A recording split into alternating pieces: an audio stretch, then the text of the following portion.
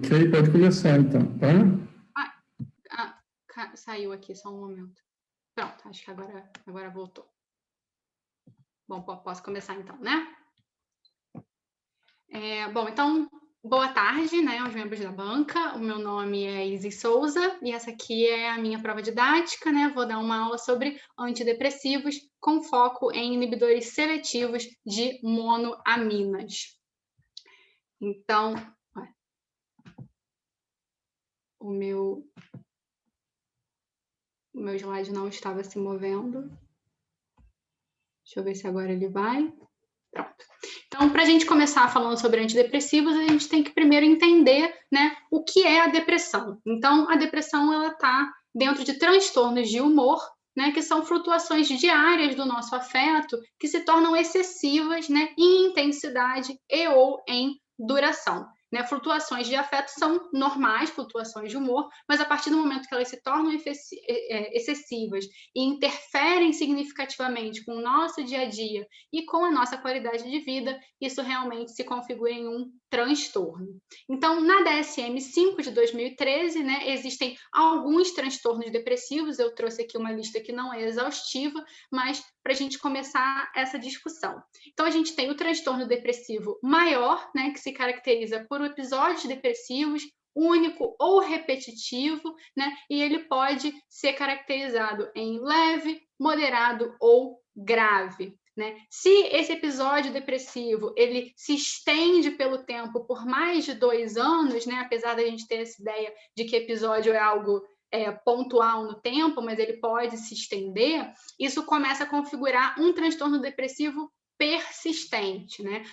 Geralmente esses pacientes eles têm uma resistência à terapia farmacológica e realmente necessitou criar-se, né, uma categoria separada, sendo que isso se configura em um transtorno separado. Né? E um transtorno que foi incluído recentemente no DSM é o transtorno perturbador do humor, que basicamente visa separar pacientes, né, mais jovens, com menos de 18 anos, entre 12 e 18 anos, que estão ainda em desenvolvimento. Então, a neuroquímica, enfim, né, as estruturas neuronais desses pacientes também diferem dos pacientes com transtorno depressivo maior e a farmacoterapia também tem as suas particularidades. Né? Então, o que eu estou aqui falando de episódios depressivos, o que eu estou falando exatamente? Né? Ainda falando aqui no DSM-5, a gente tem que contar para o diagnóstico, né, que é um diagnóstico sempre clínico, infelizmente a gente não tem ainda biomarcadores, um exame de sangue que possa definir a depressão, a gente precisa de 5 ou mais sintomas de frequência diária, com duração mínima de 2 semanas, e tem que estar, dentre esses 5 sintomas, o humor deprimido ou irritado e a anedonia, que é uma falta, né, uma perda de prazer com situações e atividades que eram normalmente prazerosas para aquela pessoa. Além disso, também é comum haverem alterações de apetite ou de peso, isso tanto para mais quanto para menos, né? Alterações de sono, psicomotoras, a fadiga e perda de energia, né? Sentimentos de pouca valia e culpa, uma capacidade de concentração diminuída, né? Uma indecisão, além de pensamentos recorrentes de morte, ideação suicida ou, de fato, tentativa de suicídio. Né? E quando a gente fala do transtorno depressivo na realidade brasileira, né? O que a gente tem aqui no nosso país? Então, essa reportagem aqui do G1 de 2017, né, fala um pouco sobre dados da OMS, mostrando que o Brasil tem a maior prevalência da América Latina e indicando 5,8%, né, de prevalência. Já a Pesquisa Nacional de Saúde de 2019 já mostrou 10,2% da população adulta com o diagnóstico clínico de depressão. Então, mostrando que, né, são dados ainda mais avassaladores. A gente tem que pensar que o transtorno depressivo é uma das principais causas de perda de produtividade, de afastamento do trabalho e também uma das principais causas de suicídio. né? Aqui, esse dado recente do Conselho Federal de Farmácias mostra que antes mesmo da pandemia do Covid-19, a venda de antidepressivos já estava em franca ascensão e isso continuou de uma forma ainda mais intensa, né, entre os anos de 2019 e 2020. Acredita-se que em 2021 nós continuaremos, né, nessa franca ascensão. E aí, agora que a gente já contextualizou um pouco aqui no nosso país, a gente se pergunta, qual é a etiologia da depressão, né? O que é a causa da depressão? Né? O transtorno depressivo, ele é um transtorno multifatorial, e a gente tem tanto fatores genéticos, geralmente não é um gene único, são genes de suscetibilidade que podem ter maior ou menor efeito. Então, se alguém da sua família tem transtorno depressivo, há uma maior chance de que você também tenha, mas a gente também tem muitos fatores ambientais, né? Então, aqui, alguns exemplos como fatores pré-natais, né? Perdas, desastres naturais, guerra, né? Falta de sistemas de apoio social. E aqui eu destaco o estresse, né? Que parece ser um ponto muito central em muitos desses fatores ambientais. E pessoas que dividem, né? Que compartilham esses fatores, também têm uma concordância muito grande para o desenvolvimento de sintomas depressivos. É bacana também da gente ter em mente, né, que seja por fatores genéticos ou por questões sociais, ambientais, a prevalência em mulheres é o dobro da prevalência em homens. Então, quais são, enfim, as estruturas cerebrais, né, que estão realmente envolvidas na depressão? A gente não pode falar de humor sem falar do sistema límbico. Então, aqui a gente tem algumas estruturas muito envolvidas. A gente começa aqui pelo hipocampo, né? Ele está aqui envolvido em diversos construtos de memória, né? De aprendizagem, né? A amígdala, que é muito responsável para dar valor afetivo a essas nossas memórias, né? Realmente envolvida na concepção emocional da memória.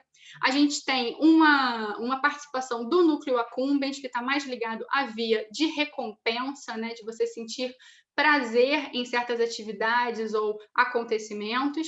E, finalmente, o giro do símbolo, que é uma estrutura que conversa, né, que tem conexões com essas outras estruturas e que é muito importante para levar essas informações a estruturas corticais, né? Principalmente o córtex cingulato anterior e também o córtex frontal. E a gente vê que em estudos, né, de neuroimagem existem alterações nesse sistema, nessas estruturas, como, por exemplo, redução de volume em grande parte delas, né, aqui demonstradas, e também alterações de conectividade nesse sistema, que são, né, uma parte do transtorno depressivo. Então, vamos agora entrar um pouco mais, né, nessa questão molecular da depressão. Então, a gente vai começar falando sobre a primeira, né, teoria da depressão, que é a teoria monoaminérgica, criada aqui mais ou menos na década de 60. Então, essa teoria ela veio de algumas informações bastante importantes do uso de fármacos. Então, já na década de 20, né, foi visto que o uso de anfetamina tinha efeitos antidepressivos leves. Como a gente sabe, a anfetamina ela aumenta o nível de monoaminas circulantes, né? Já pacientes fazendo tratamento de hipertensão, né, com reserpina, uma parte, né, desses pacientes, eles começaram a desenvolver sintomas depressivos. E a reserpina, ela reduz a atividade desses sistemas monoaminérgicos. Além disso, no final da década de 50, foram descobertos fármacos com atividade antidepressiva de fato, né? Como a iproniazida, né, que é um inibidor da monoaminoxidase, vocês devem se recordar lá quando vocês estudaram o sistema nervoso autônomo, e também a imipramina, que é um antidepressivo tricíclico, a gente vai falar um pouquinho mais dela na frente, que também tem um mecanismo de ação de aumento dos níveis de monoaminos. Então, se a gente tem sintomas depressivos causados por uma redução da neurotransmissão monoaminérgica e efeitos antidepressivos com fármacos que aumentam, foi postulada a teoria de que seria uma deficiência na neurotransmissão monoaminérgica, no caso tanto de serotonina como de noradrenalina, mas também mais tarde de dopamina, responsável pelos sintomas depressivos. Então, aqui eu vou abrir um parênteses para a gente relembrar um pouco essa questão da neurotransmissão monoaminérgica. Então, falando aqui um pouco de noradrenalina, né, os corpos celulares desses neurônios noradrenérgicos, eles estão principalmente no núcleo da RAF, né, que projeta para a medula, e no locus cerúleus, com produção para o cerebelo, principalmente para a amígdala, hipotálamo, né, e para várias estruturas corticais.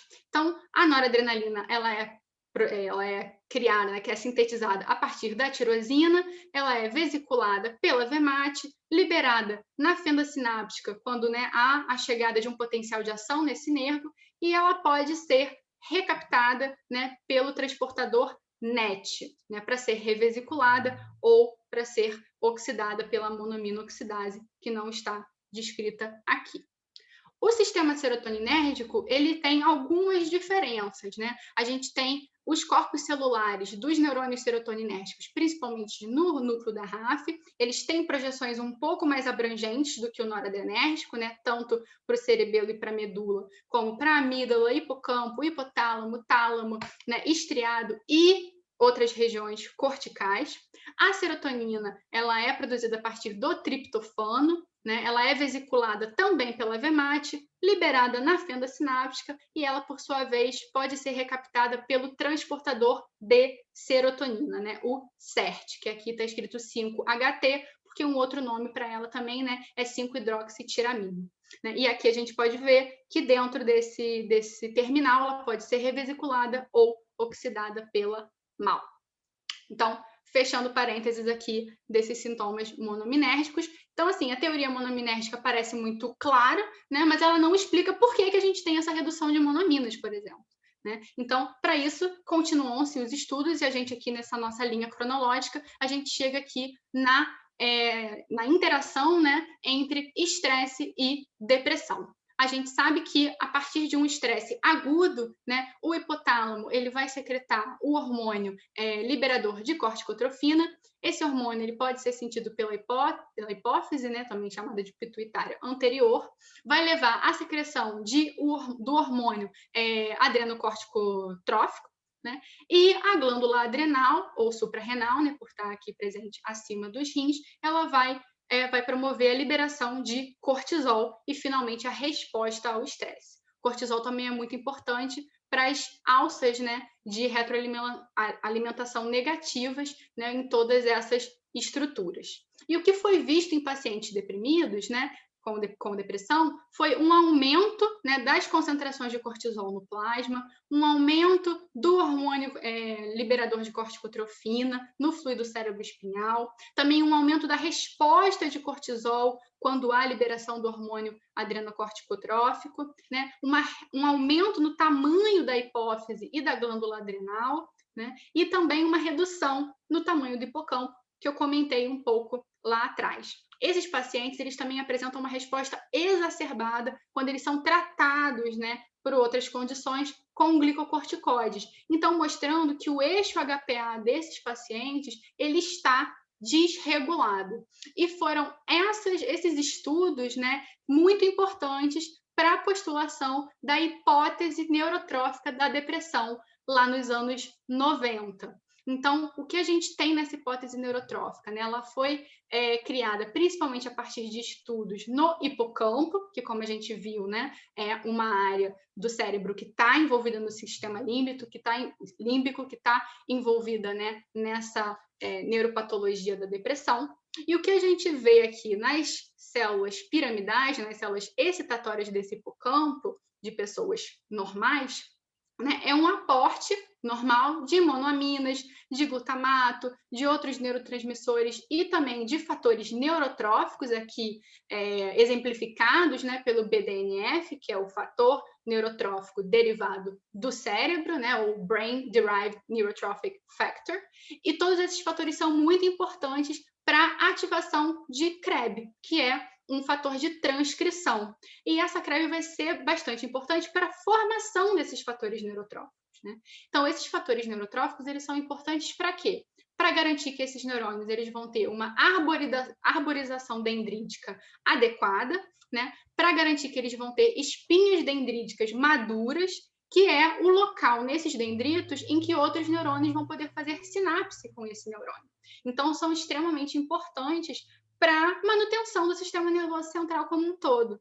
E quando a gente tem um aporte de glucocorticoides, esses glucocorticoides no paciente deprimido, né, aqui, a gente vê que existe uma inibição de CREB. Existe uma redução na produção desses fatores neurotróficos. A gente também já tem aqui um menor aporte de monoaminas, que também é uma informação que nós já temos sobre pacientes deprimidos. Então, qual é o resultado, né? Você tem uma menor arborização dendrítica, você tem um menor número de espinhas dendríticas e espinhas dendríticas imaturas, e com isso você vai ter uma menor conectividade desses neurônios e desse cérebro como um todo. Então, se diz, né, que os pacientes depressivos eles têm alterações de neuroplasticidade, ou seja, ele é incapaz de ter essa característica plástica do cérebro, né, que é conseguir fazer mudanças, fazer sinapses diferentes, modificar a sua arborização dendrítica de acordo com a situação. E essa alteração de neuroplasticidade, ela acontece tanto a nível molecular, como a gente está vendo aqui, a nível sináptico, a nível estrutural e, finalmente, também a nível de circuito, né? Você vai ter não só essas mudanças, como também uma morte neuronal, e com isso a gente também explica aquela redução de volume. Enfim, a gente tem uma hipótese que traz muitas das informações que a gente viu anteriormente. Então, isso é algo que eu acho que é muito importante de ter em mente. As teorias seguintes, elas não são mutuamente exclusivas com o que a gente vê na teoria monoaminérgica. A gente vê, inclusive, que o menor aporte de monoaminas está aqui descrito. Então, todo esse quebra-cabeça da depressão, ele é montado, né, pouco a pouco ao longo do tempo, para que a gente possa entender melhor como os fármacos antidepressivos funcionam e também para garantir que a gente possa desenvolver fármacos, né, que realmente tenham alvos terapêuticos adequados. Então, finalizando essa nossa parte inicial, né, vamos entrar realmente na farmacoterapia. Então, qual é a ideia da farmacoterapia da depressão? Remissão completa dos sintomas. É isso que a gente espera que aconteça com a farmacoterapia. Então, aqui a gente mostra, né, pessoas com humor normal, elas podem ter uma alteração de humor levando à depressão.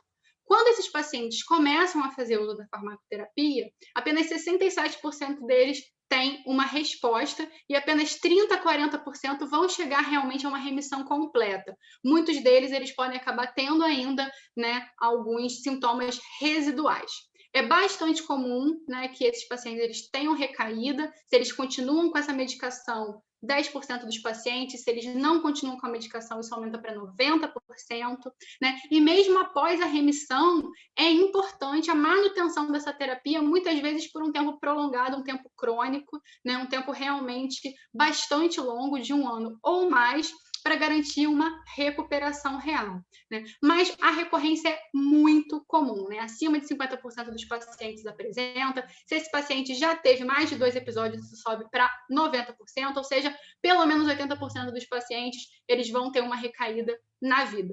Mas é muito importante a gente ter em mente que, apesar, né, de ser uma farmacoterapia que não é perfeita, né, que existe seus altos e baixos, 80% a 90% dos pacientes têm algum alívio com fármacos ou com psicoterapia. Então, independente do momento de vida que esse paciente esteja passando pelo transtorno, é importante garantir que ele tenha a terapia adequada.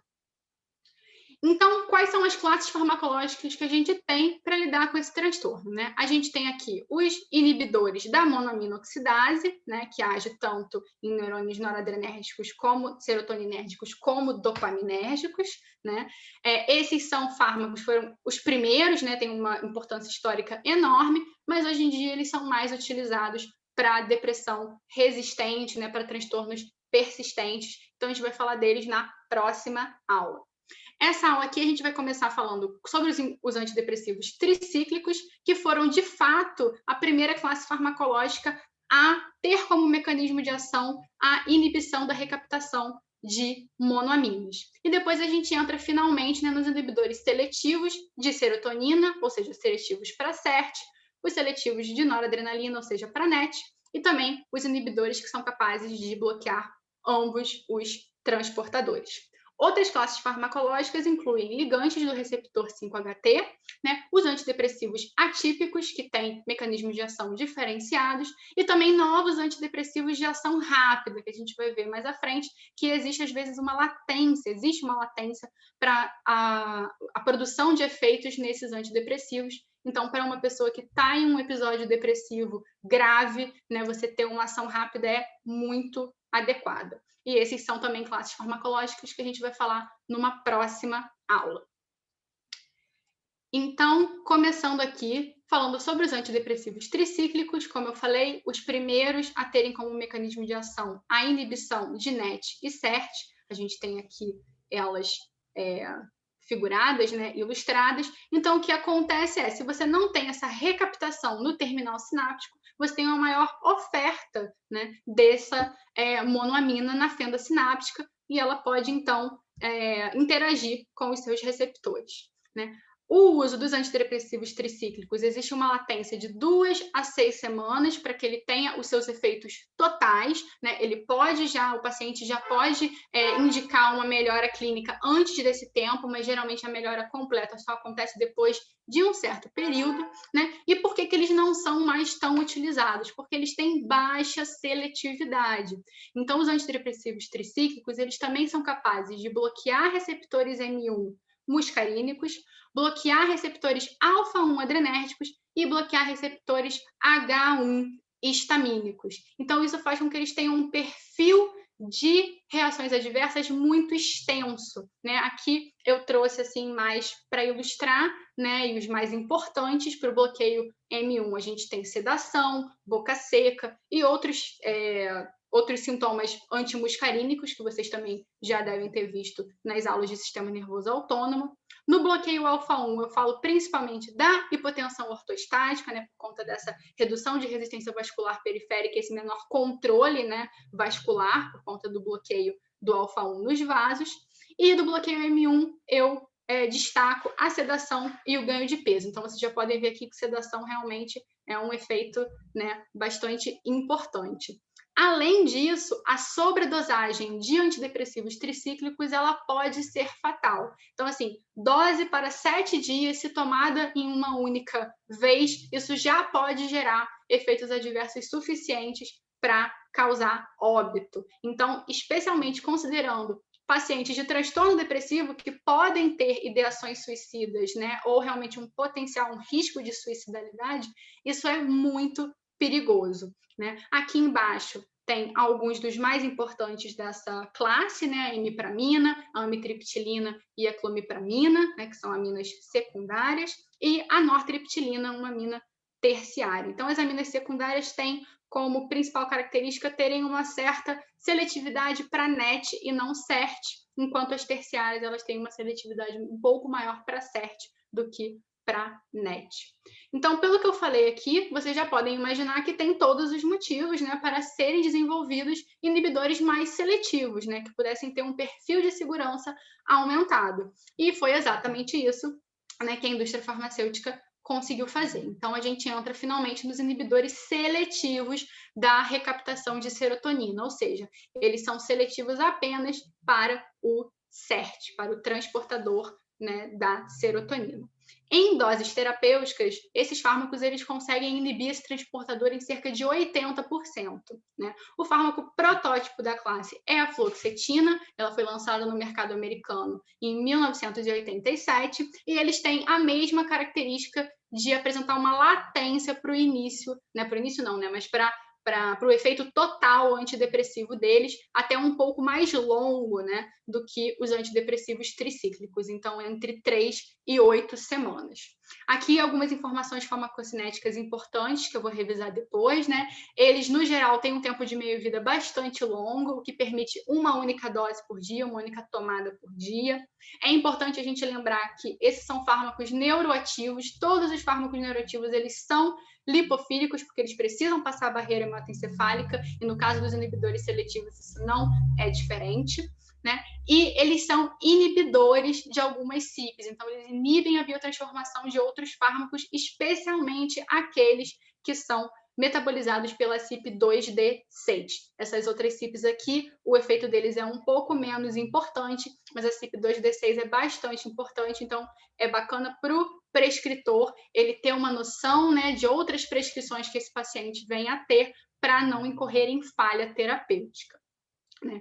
Dentre as reações adversas mais comuns que eu destaco aqui, elas são realmente por conta desse aumento no tônus serotoninérgico, né? E isso de uma forma periférica e central.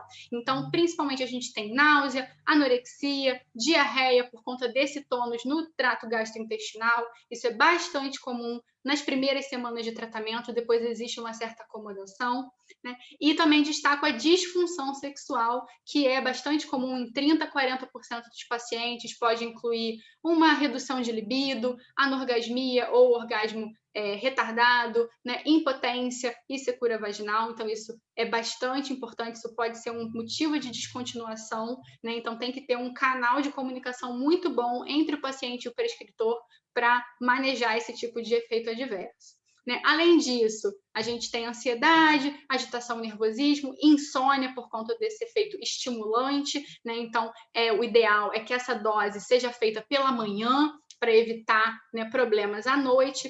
Cefaleia, tontura, e eu também destaco aqui em idosos, né, a hiponatremia, que tem ainda um mecanismo pouco elucidado, mas que é importante de ser monitorado nesse grupo, né? Fadiga, confusão mental e convulsões, que aumentam muito o risco de quedas. E a gente sabe que idosos, eles têm já um maior risco de fratura por conta de uma densidade óssea diminuída. Então, esse grupo merece bastante atenção, né? O FDA americano, ele classifica esses fármacos como categoria C, então eles têm um certo potencial teratogênico, né, encontrado, eles são geralmente evitados, né, durante a gravidez. E eu também ressalto aqui, né, aquilo que eu falei lá no início sobre transtorno de humor em crianças e adolescentes, né, pode haver um aumento de risco de suicídio, né, de ideação suicida nesse grupo de pacientes. Então, apesar dos inibidores seletivos da recaptação de serotonina serem a principal classe farmacológica, fármacos de primeira linha para o tratamento do transtorno depressivo maior, nesse grupo de pacientes também exige mais atenção. Então, aqui eu tenho para vocês alguns dos fármacos mais comuns dessa classe, né? A gente tem de novo aqui a fluoxetina, o protótipo, que é o famosíssimo Prozac. A gente tem a paroxetina, o citalopram e também o escitalopram, que é o enantiômero S, né?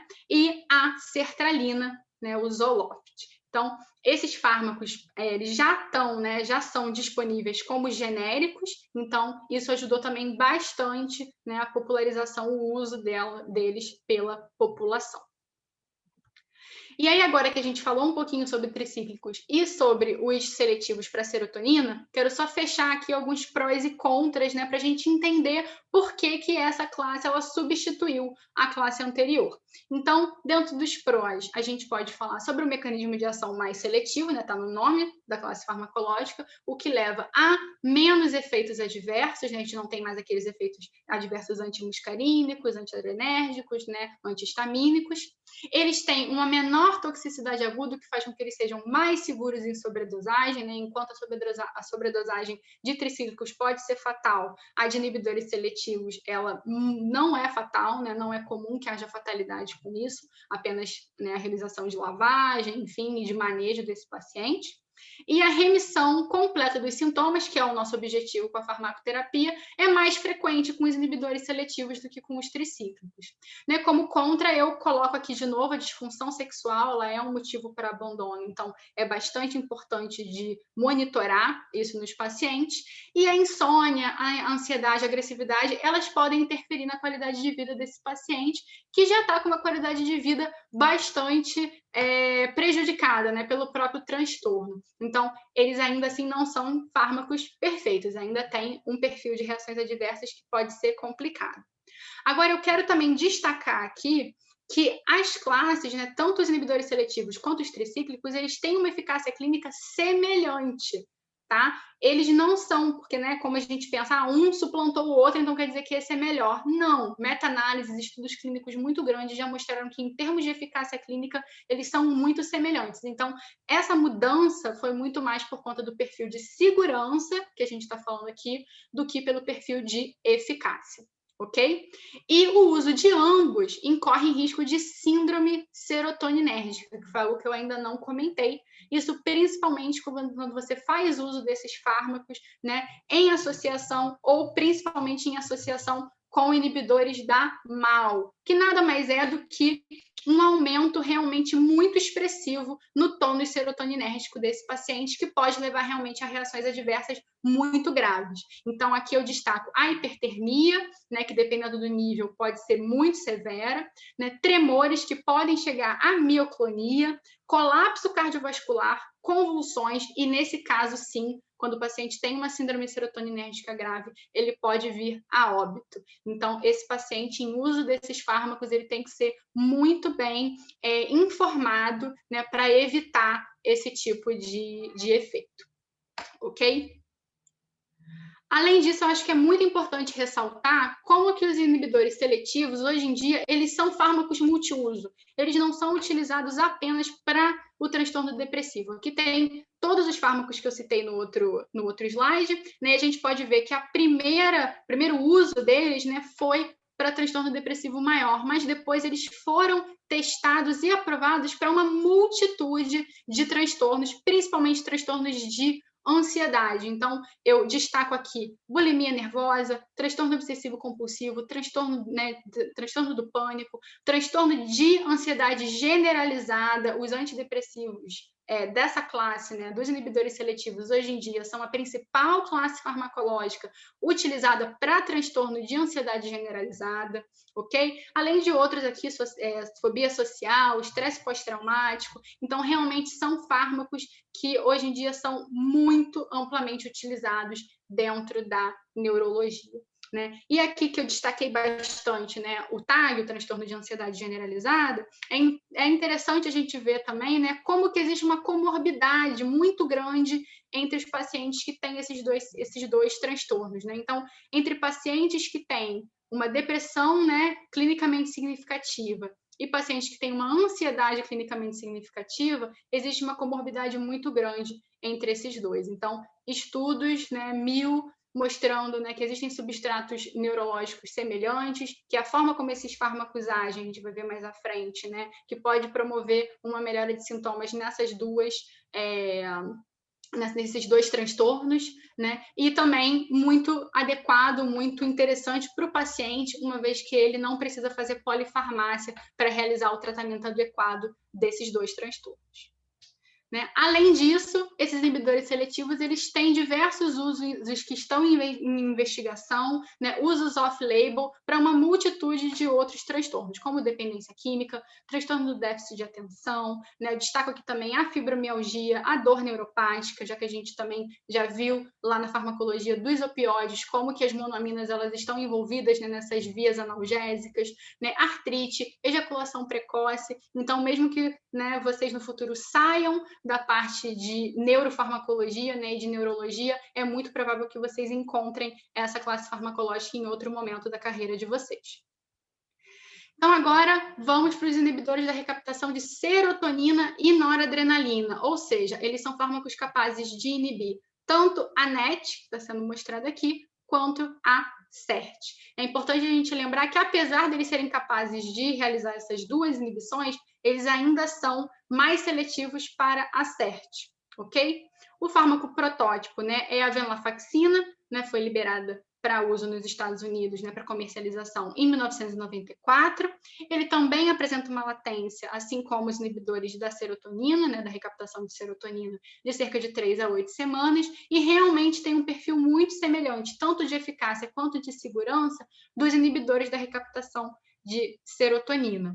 Tá? Então, aqui, nas reações adversas, eu destaco, né, ainda assim você vai ter essas reações, né, de caráter serotoninérgico, mas eu destaco bastante a ansiedade, agitação e insônia, né, já que esse tônus noradrenérgico aumentado ele vai ter essa característica estimulante, né, cefaleia e tontura, e também já efeitos cardiovasculares importantes, né? Então, pode existir uma taquicardia, pode existir um aumento da pressão arterial, então, contraindicado para alguns pacientes que tenham, por exemplo, hipertensão ou insuficiência cardíaca, né? O cuidado em idosos e em pacientes grávidas continua o mesmo do que foi dito anteriormente para os inibidores da recaptação de serotonina. Então, aqui a gente tem, né, esses fármacos, como eu falei, o protótipo, a venlafaxina, tem também a desvenlafaxina, né, quando essa porção aqui ela vira uma hidroxila, que é realmente um metabólito desse fármaco, mas ele é vendido também, né, enfim, tem formas farmacêuticas de venda, né? Tem a duloxetina e tem também o milnaciprano, que não está disponível no Brasil. Esses dois aqui estão disponíveis no Brasil. E, por fim, a gente fala dos inibidores seletivos da recaptação de noradrenalina. Então, dessa vez, né, eles são realmente seletivos apenas para NET e não para SERT. Além disso, sabe-se que eles também têm afinidade por receptores alfa-1 e receptores alfa-2 pós-sinápticos no sistema corticolímbico, que, como a gente viu, é um sistema super importante para a comunicação, né, enfim, dessa parte de humor, de afetividade do nosso sistema nervoso central. Então, isso também auxilia, né, para o aumento do tônus noradrenérgico nesses pacientes, né? Esses pacientes, né, esses fármacos, eles têm uma baixa afinidade pelo receptor M1, né, mas pacientes que sejam muito sensíveis, eles podem ter alguns efeitos adversos antimuscarínicos, então vale a pena, né, monitorar para esses sintomas também. O fármaco protótipo da classe é a reboxetina, né, lançada no mercado americano em 1997, e assim como os outros, ele também tem uma latência aqui de cerca de 4 a 6 semanas para os efeitos totais serem vistos pelos pacientes, né? Ele tem uma eficácia um pouco controversa no transtorno depressivo maior, né?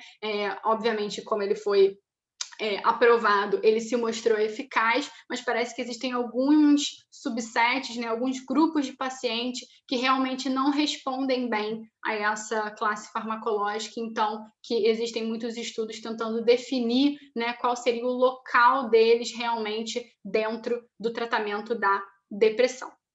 E aí, ao contrário dos outros dois, que também, né, faziam uma mudança na recaptação da serotonina, no caso, a gente tem aqui um inibidor seletivo apenas para o transportador de noradrenalina.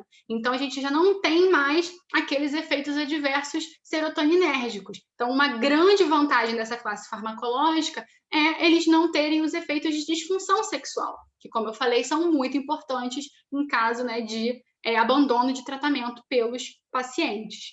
Então, aqui nas reações adversas mais comuns, eu destaco a cefaleia, a insônia, boca seca, hesitação urinária, constipação. Então, realmente, né, por conta desse tônus noradrenérgico aumentado. E, mais uma vez, um destaque especial para a taquicardia e para o aumento da pressão arterial, né? De novo, né, um efeito noradrenérgico bastante clássico. Cuidado com pacientes hipertensos, cuidado com pacientes que tenham insuficiência cardíaca também. Então, aqui a gente tem os dois fármacos da classe que estão disponíveis para o Brasil, né? A reboxetina e a maprotilina. Então, bom, vocês devem estar pensando muito, né? Poxa, todos esses fármacos, eles têm uma latência para os seus efeitos totais, seja de 2 semanas, seja de 3 semanas, seja de 8 semanas. Então, não tem um aumento, né, no número na promoção, né, dessas monoaminas na fenda sináptica. Elas não estão interagindo com os seus receptores. Então, por que existe essa latência tão grande para você ver efeitos totais antidepressivos, né? Então, isso a gente tem que pensar em toda aquela questão lá da frente, lá de trás, né, da teoria monoaminérgica, da teoria neurotrófica, como que elas conversam entre si, e hoje em dia a gente já tem uma ideia bem bacana de como que isso acontece. Então, quando a gente fala de latência para os efeitos, né, a gente tem que pensar que esses antidepressivos, eles estão ativando principalmente canais, né, que são acoplados à proteína G. E como vocês também já viram lá no sistema nervoso autônomo, essas proteínas, essas proteínas G, elas geram, né, diversas vias intracelulares. Então, você vai ter uma ativação ou uma inibição de adenilato ciclase, você vai ter uma ativação de fosfolipase C, você vai ter um aumento nos níveis de cálcio intracelulares, e aí todos essas vias de sinalização intracelulares, elas se comunicam, de certa forma, com o CREB, com aquele fator de transcrição super importante para a alteração, né, da expressão gênica e, principalmente, para a produção, né, para a síntese de vários fatores neurotróficos e que são mediadores, né, desse efeito antidepressivo, entre eles aqui o BDNF. Então, o que acontece? Para existir essa expressão gênica, isso não é algo que acontece de uma forma imediata. Isso precisa de algum tempo. A gente está falando de síntese proteica, né? E foi visto, por exemplo, que para você ter mudanças apreciáveis, né, nos níveis de BDNF, você precisa de cerca de 2 semanas, um mínimo de 2 semanas. Então, que casa muito bem com essa latência para os efeitos dos antidepressivos. Então, aqui nessa outra figura, né, que a gente está focando mais no hipocampo e aqui na região CA3, enfim, né, a gente vê que pacientes, né, pessoas que são saudáveis, que não têm o transtorno depressivo, vão ter uma sobrevivência e um crescimento neuronal normal. Quando a gente entra aqui numa situação de estresse, como a gente viu, tem um aumento nos níveis de glucocorticoides, uma redução nos níveis de BDNF, que leva à atrofia, né, ou morte neuronal. E os antidepressivos, a partir desse aumento nos níveis de monoaminas e a ativação, né, desses receptores monoaminérgicos, a gente leva, então, ao aumento nos níveis de BDNF, que vai novamente levar a uma melhora, né, dessa sobrevivência e desse crescimento neuronal. Então, óbvio que muitos estudos ainda existem nessa área, mas pelo menos parcialmente a gente consegue entender a latência para os efeitos antidepressivos a partir dessa visão. Então, agora que a gente já viu todas as classes farmacológicas que a gente vai ver hoje, tem algumas questões comparativas que eu queria conversar com vocês. Então, a primeira delas é entrar um pouquinho mais na farmacocinética, que eu não falei muito, né? Então, a gente tem aqui os inibidores seletivos de recaptação de serotonina, né? Aqui os de noradrenalina, e aqui a gente tem os seletivos para noradrenalina de fato. Então, a gente vê que a maioria deles tem uma biodisponibilidade bastante boa, né, por via oral, então todos eles são administrados por via oral, né? O tempo de meia-vida plasmático, ele é um pouco diferente, você tem que ter bastante atenção, principalmente com esses que têm um tempo de meia-vida um pouco mais curto, porque caso esse paciente ele venha a parar, né, interromper abruptamente o tratamento, pela questão que seja, né, por falha terapêutica, por efeitos adversos intoleráveis, isso pode levar a uma síndrome de descontinuação.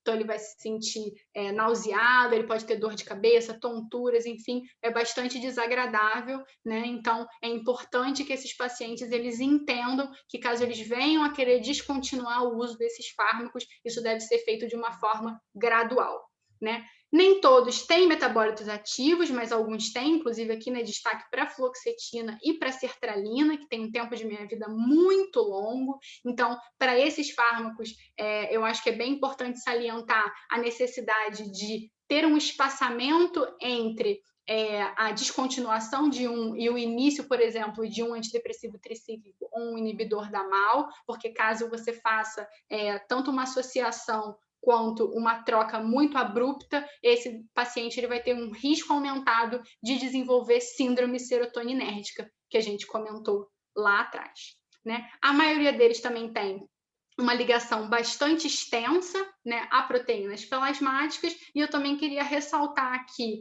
na duloxetina, né, que ela realmente passa por um metabolismo oxidativo muito extenso. Então, alterações hepáticas nesse paciente podem levar a mudanças muito apreciáveis nos níveis plasmáticos, né, da duloxetina e vai exigir um ajuste de dose mais adequado, né? Já esses outros fármacos, eles raramente precisam, né, de muitos ajustes de dose. A dose que é utilizada, né, como dose inicial tende a ser uma boa dose de manutenção na maioria dos casos.